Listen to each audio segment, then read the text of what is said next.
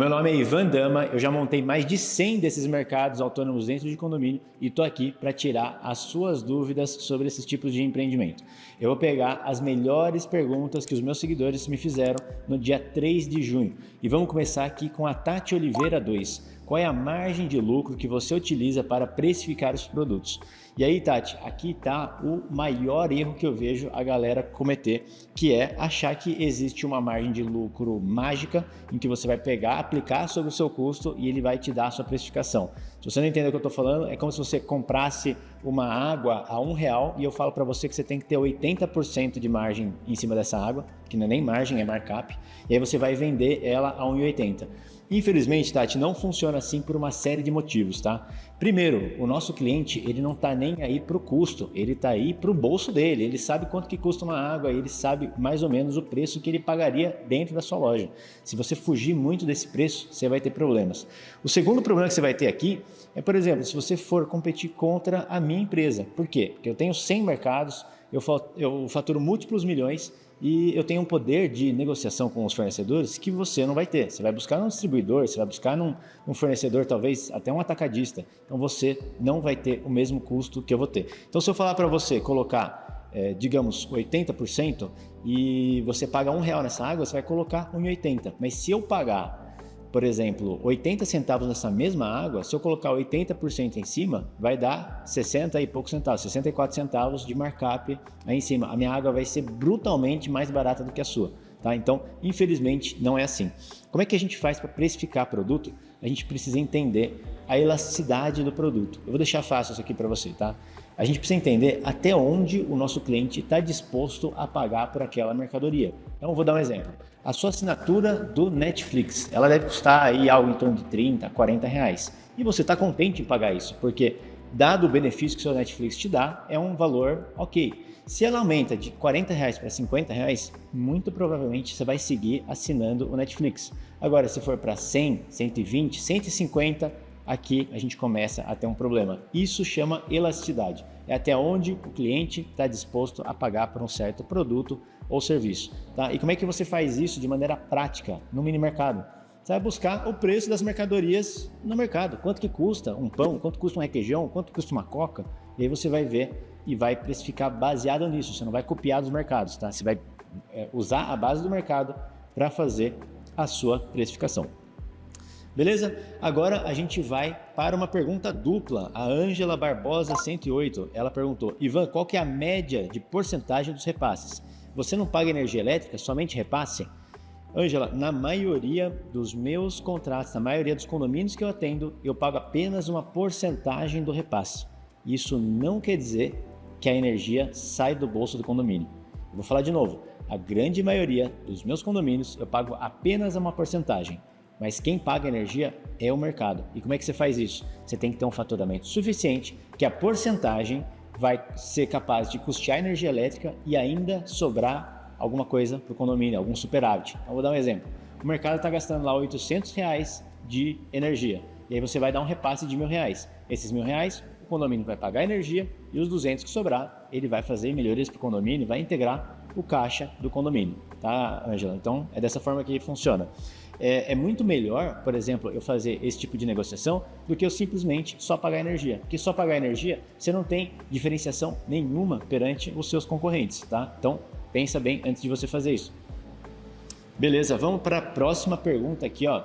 Goiânia indica. Você cita que tem milhares de condomínios sem mercadinho, mas qual porcentagem tem mais de 100 unidades? Eu gostei dessa pergunta aqui. Ele está perguntando qual a porcentagem que tem mais 100 unidades, porque é justamente uma das coisas que eu falo aqui no YouTube e tanto no Instagram e na minha mentoria, é que você precisa de um condomínio com no mínimo 100 unidades para que o fluxo de pessoas dentro da sua loja seja relevante o suficiente para você ter faturamento, esse faturamento te deixar um lucro que seja saudável para a operação. Tá? Eu acabei puxando aqui e eu vi o seguinte: o estado de São Paulo tem quase 2 milhões de condomínios com mais de 100 unidades cada. Isso daqui, o que eu quero mostrar aqui para vocês? Que a oportunidade existe, a oportunidade ela está lá. E tem uma coisa que a gente está começando a entender no nosso segmento aqui, é que as construtoras, as incorporadoras, elas estão mudando a forma como elas estão entregando os empreendimentos. Então, antigamente era comum você ter prédios de 12 apartamentos, de 20 apartamentos. Hoje em dia já não é mais.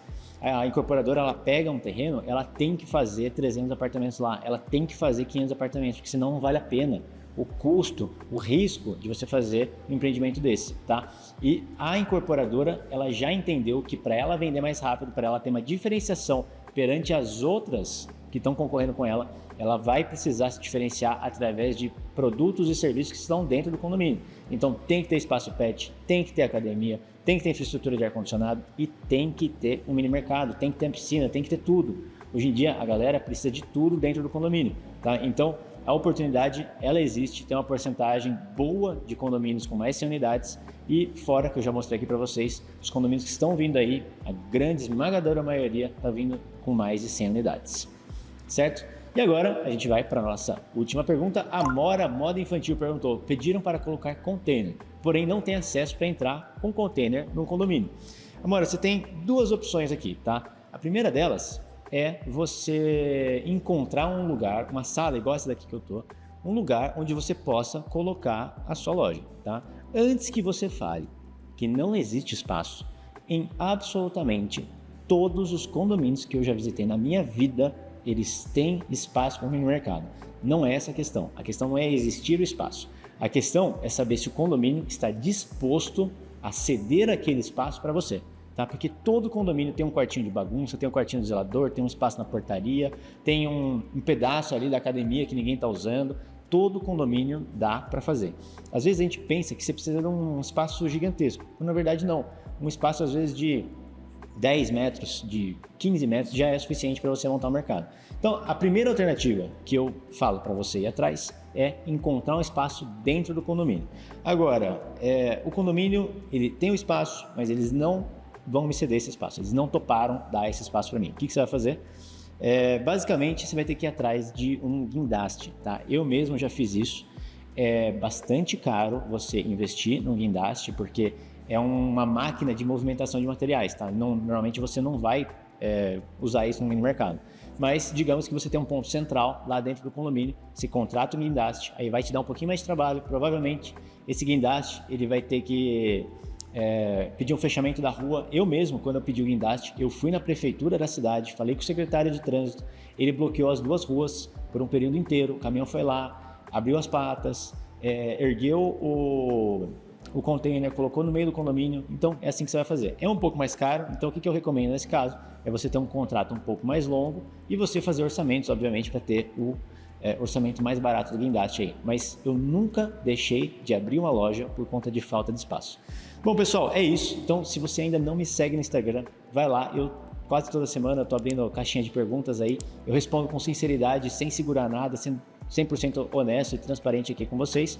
E as melhores perguntas que eu preciso de um pouco mais de tempo, eu trago aqui para o YouTube, sempre com o intuito de ajudar você que quer iniciar nesse ramo de mercado de condomínio, ou você que já tem lojas e quer aprender um pouco mais, quer extrair mais da sua loja, também estou aqui para isso. Se você ficou interessado em saber mais, vou deixar aqui embaixo o link da minha aula gratuita, onde eu falo um pouco mais sobre essa oportunidade, sobre os mini mercados, quais erros você tem que evitar, como é que você vai começar com o mini mercado, 100% gratuito, é só clicar no link e eu te vejo na próxima semana. Um abraço, pessoal.